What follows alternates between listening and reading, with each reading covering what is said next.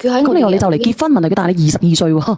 乜有陣時我係讀大三，有陣時出去。我知道你讀大三，問題你識咗一個大你22歲嘅男人啊！你而家同呢個22歲嘅男人結婚啊？冇，一直係讀住大三嘅就識嘅，而家傾嘅個係而家個，唔係佢。哦，咁你講講你咩狀況，我聽聽。讀住大三嗰陣時識嘅男朋友咧，喺我哋度啲做生意嘅。哦，你等等先啊！直播間朋友仔，你哋想唔想聽故仔？想唔想聽呢個朋友仔嘅故仔？如果想聽嘅，你哋將呢個讚幫我點起嚟，好唔好？聽人哋嘅故事嘅同時咧，幫我點讚，因為我唔夠讚，仲差25萬個讚。然之後咧，我仲差120個棒棒，如果有棒棒嘅，幫我上，因為上唔到人，你睇下，講啊你。咁有陣時後生啊嘛，有個男人咁樣為咗追求我，又係送包包啦，又送嗰啲咩首飾俾我啦，又成日約我出去食飯啦，咁食下啲蝦啦，咪有學嘅，咁你又知啦，有陣時年紀輕輕，咁佢又咁細緻咁樣對到我啦，咁我肯定心唔同噶啦，係咪先？又買包包，又買包包，又送埋啲首飾俾我，咁然之後我就同埋佢喺一齊啦。咁喺度畢業嗰陣時咧，我就發現佢又傾咗一個，即係瞞住我揾咗另外一個大學生。哦，咁好花心噶喎，呢個阿叔。然之後我就好果斷咁樣同佢分開咗。哦，我就話我哋唔啱。咁唔啱就算啦，係咪先啊？費事同佢糾纏啊。係啊，所以我哋同佢分開咗。然之後咧，畢業咗之後咧，我做咗一名老師。哦，原來老師嚟噶。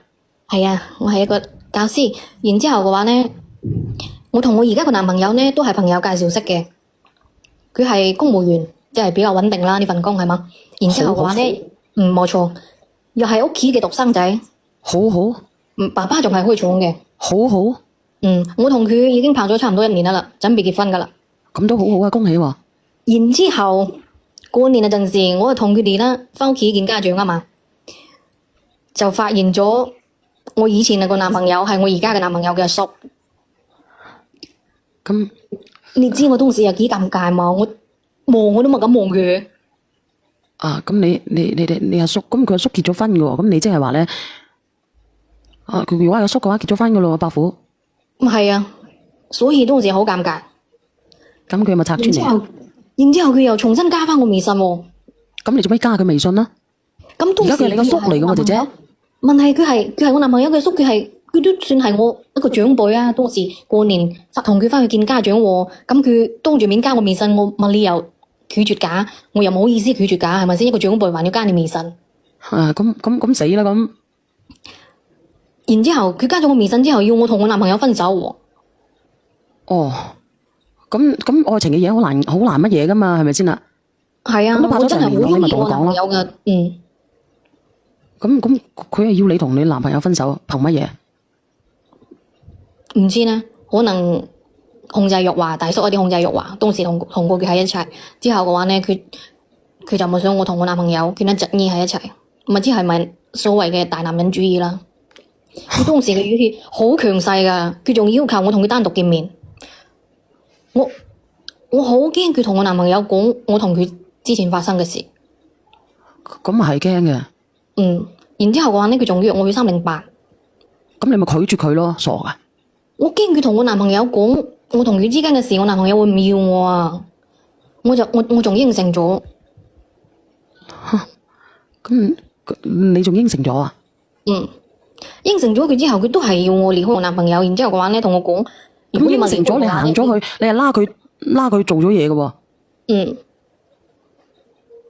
佢仲要同我講後果自負。即係佢話你繼續同你男朋友喺埋一齊就後果自負。佢威脅我。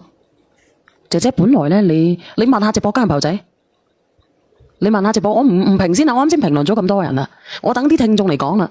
因為咧呢個古仔咧，你嘅故事咧真係好容易令到我瘋嘅，好嘅。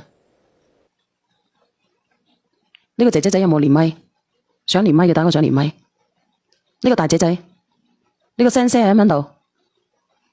呢個聲你喺邊度？響度嘅，你連下。聲，幫我點讚啊，朋友仔，幫阿小圓姐姐點讚啊！我唔知喺邊度。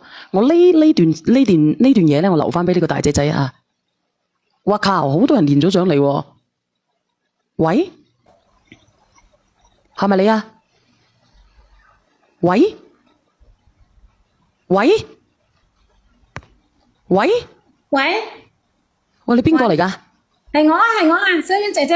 你有邊個啊，大佬？我係阿雲。做咩嘢啊，雲？我係琴日同你同你傾咗一本，第一個係我同你傾嘅，傾下唔係好。